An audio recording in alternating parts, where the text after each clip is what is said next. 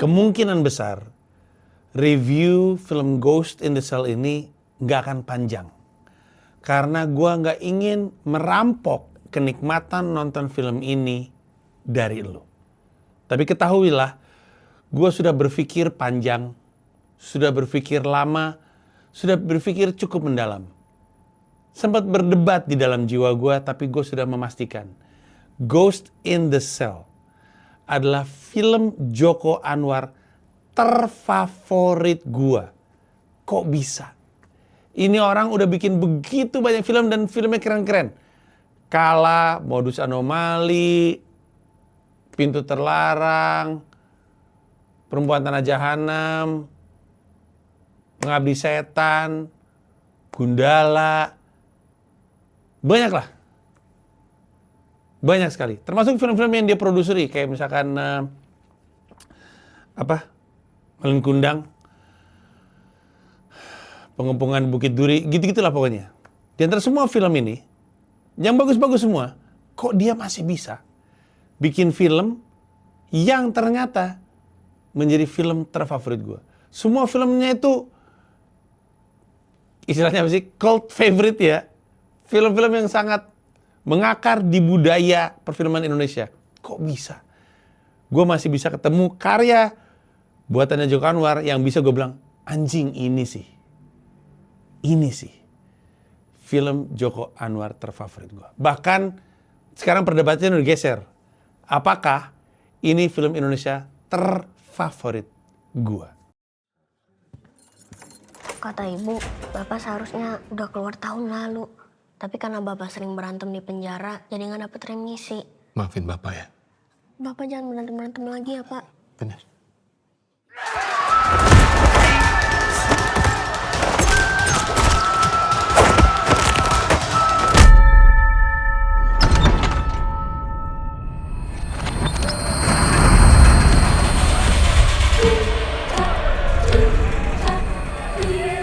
Wartawan nyincang-nyincang bosnya.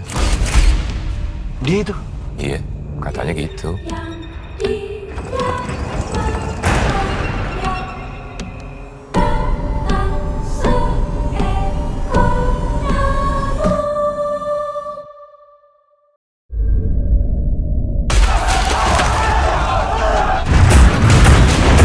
Ada yang bunuhin orang-orang yang auranya sama energinya paling negatif nih. Why? Nah, kalau auranya merah keruh, gimana cara nuruninnya? Melakukan kegiatan yang positif, beribadah, seni. Keramas sabunan. Tetes kedes turun, nengok.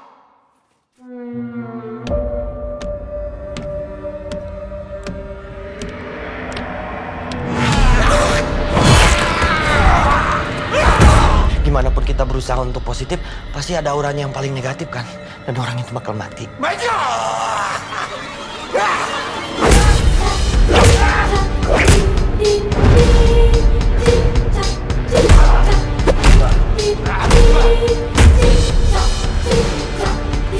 gak boleh mati.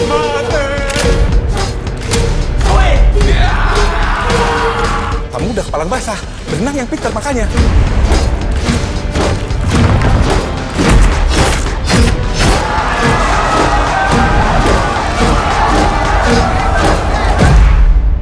Manfaat kita nih di negara ini pasti ada. Kalau enggak mungkin hidup sesia-sia itu. Jadi ini semua kita yang di sini masih harus hidup. Keluar dari sini dan nemuin apa gunanya kita. Ganggu banget ini. Aduh anjir.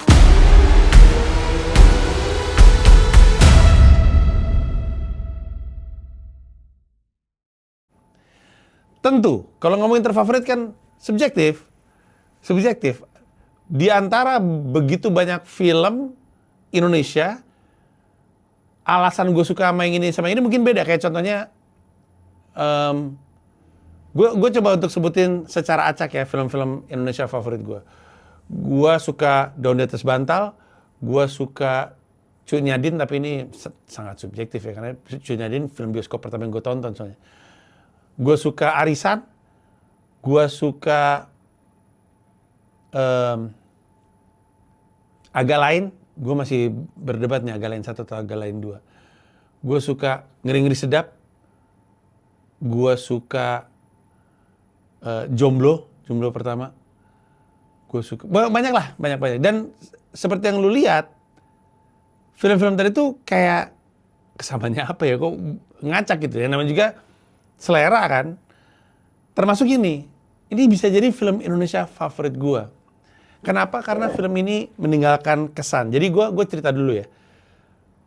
Gue nonton 2 film dalam 2 hari berturut-turut.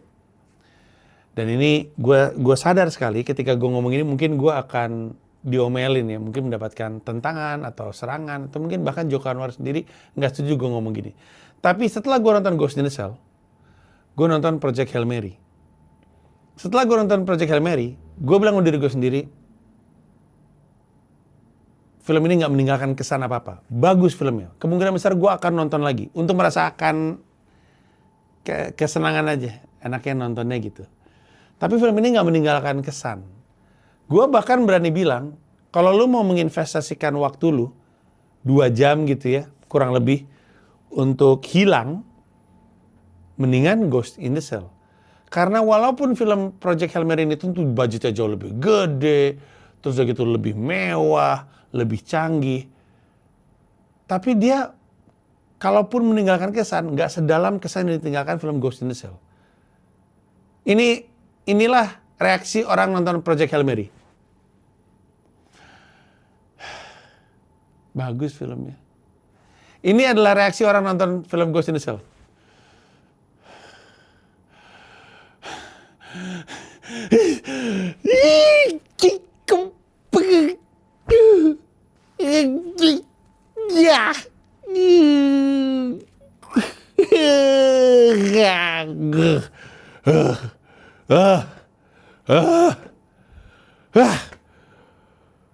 Film apa itu tadi?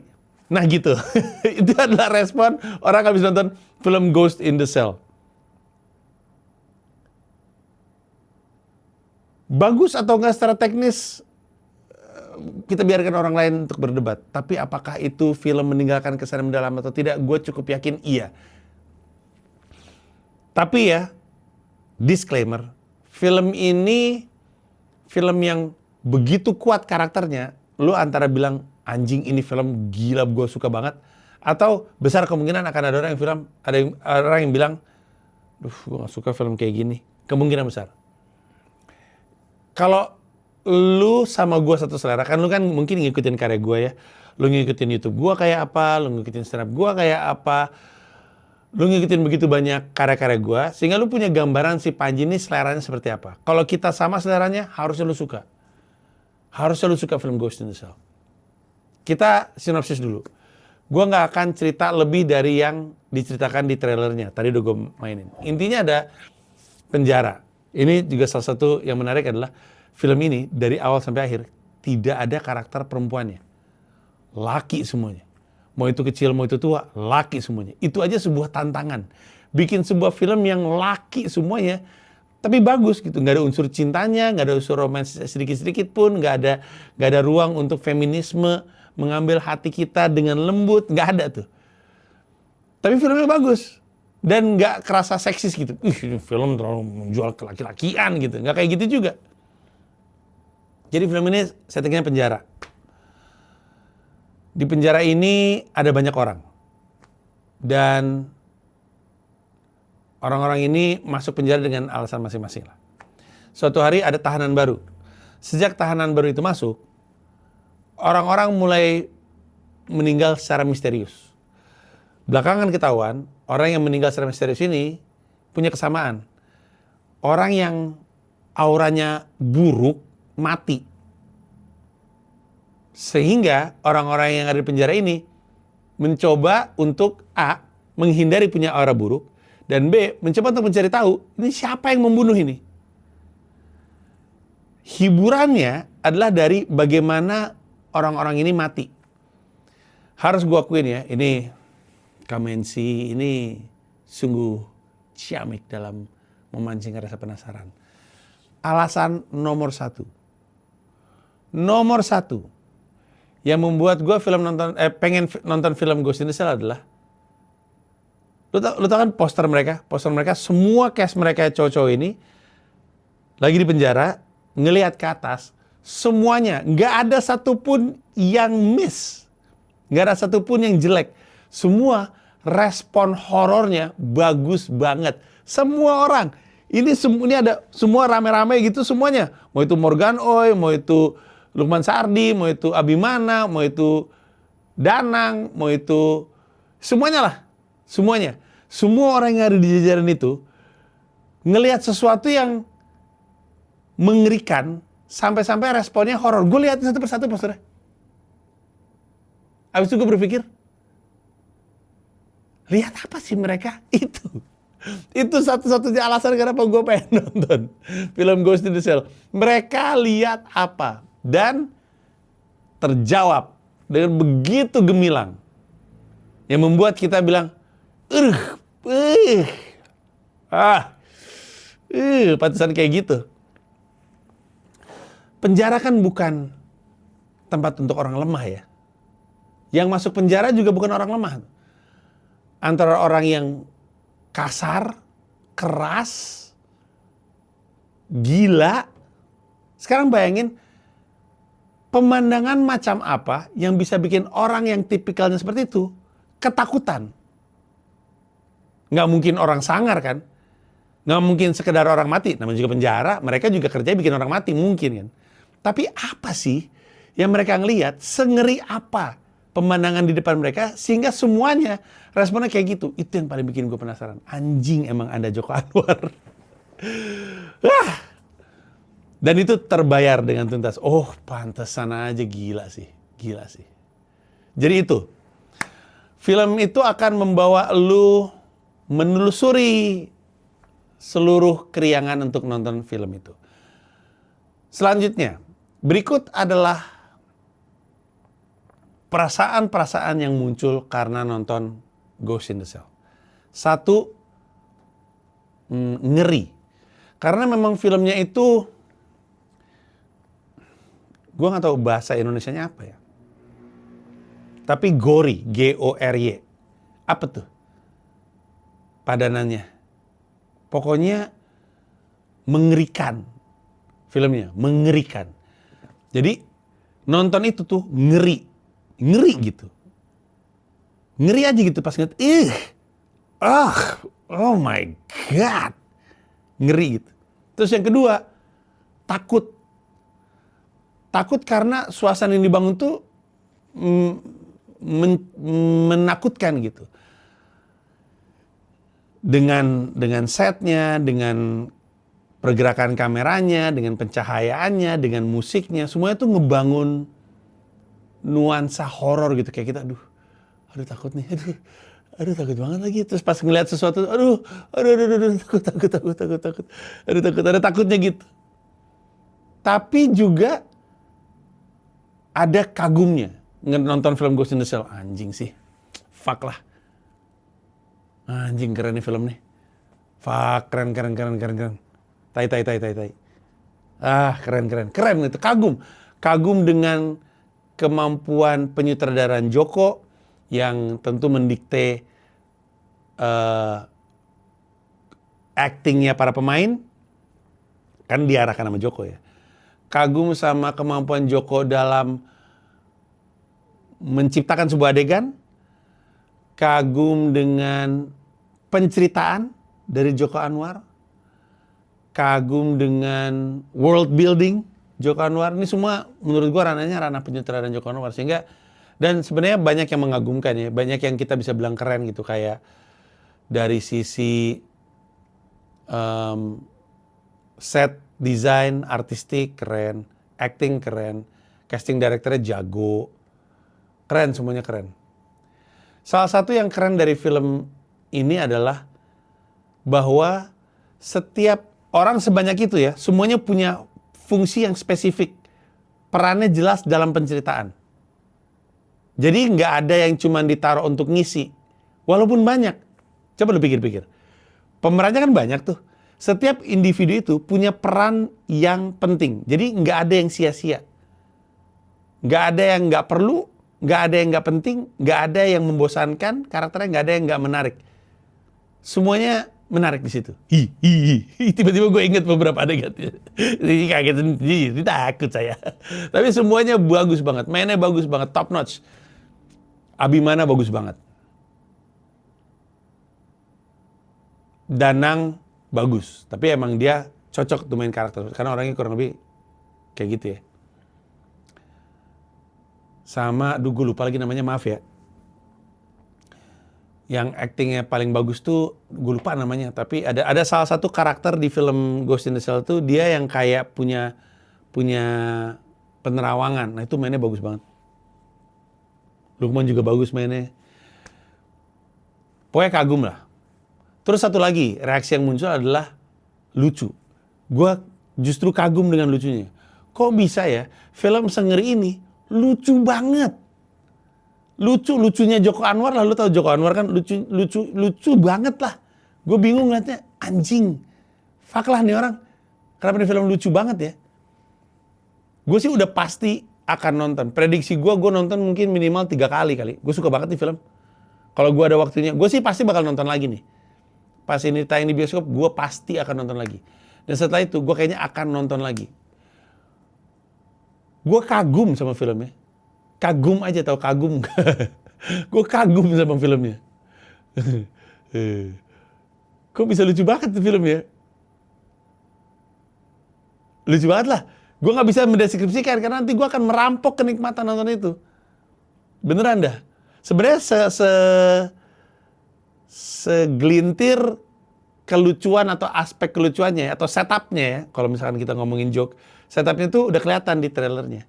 Tapi deliverynya lucu banget. Aduh, gue pusing, film ini lucu banget. Aduh, bagus banget filmnya. Halo, pusing. Bagus banget filmnya. Fuck lah. Ya, itu adalah segerombolan reaksi-reaksi yang muncul. Dan ada reaksi kayak gini. Anjing, bener banget gitu. Ada keterwakilan, itu dia. Ada reaksi keterwakilan. Karena kalau lu nonton film Ghost in the Shell, banyak keresahan kita tuh terwakilkan di situ. Ada banyak sindiran, ada banyak satir yang merupakan potret Republik tercinta kita ditaruh di situ. Ada, gue nggak tahu Joko Anwar berkenan atau nggak disebut kayak gini ya, tapi ada, lu tahu nggak kalau lu ngelihat dunia, lu ngelihat Indonesia gitu ya, terus di kepala lu kadang suka bilang, duh, gimana ngomongnya? Kan gue nggak nyebut nama ya. Kayak misalnya di Indonesia kita ngeliat ada sosok gitu.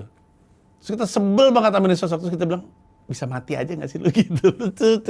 Lu tau perasaan kayak gitu gak sih? Kayak, aduh lu tuh kok, gila lu tuh. Lu tuh hancur. Parah lu. Bisa mati aja gak sih lu gitu. Nah itu terwakilkan tuh. Terwakilkan tuh di film ini. Aduh pokoknya, bagus banget nih film. Kesel gue.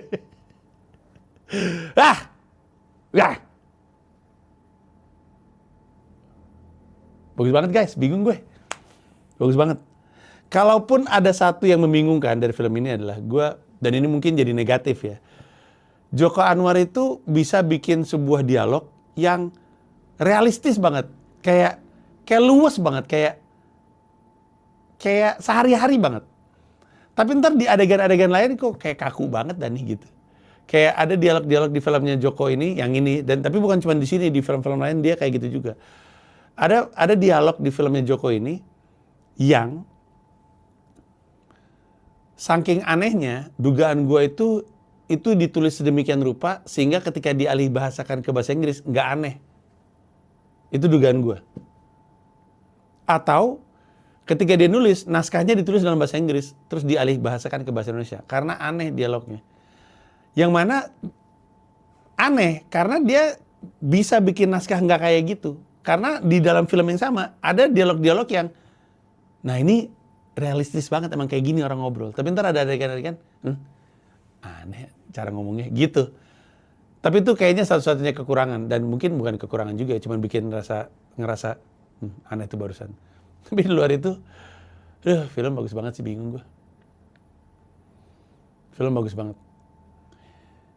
Makanya gue selalu bilang sama beberapa orang ya, setiap kali gue habis cerita gue nonton Ghost in the Shell, gue selalu bilang, nonton dah nih film dah. Karena kalau nonton film ini, ada kesan, mendalam kesannya. Ada kesan yang mendalam. Tidak sia-sia lo nonton film ini. Kalau nonton film menghibur mah udah pasti kan ya. Kan lo kan emang pengen terhibur gitu. Tapi kesan yang mendalam itu susah lo didapatkan dari film. Susah nonton film terus keluar, gila. Film itu meninggalkan sesuatu di dalam hati gue. Film Ghost in the Shell memberikan itu.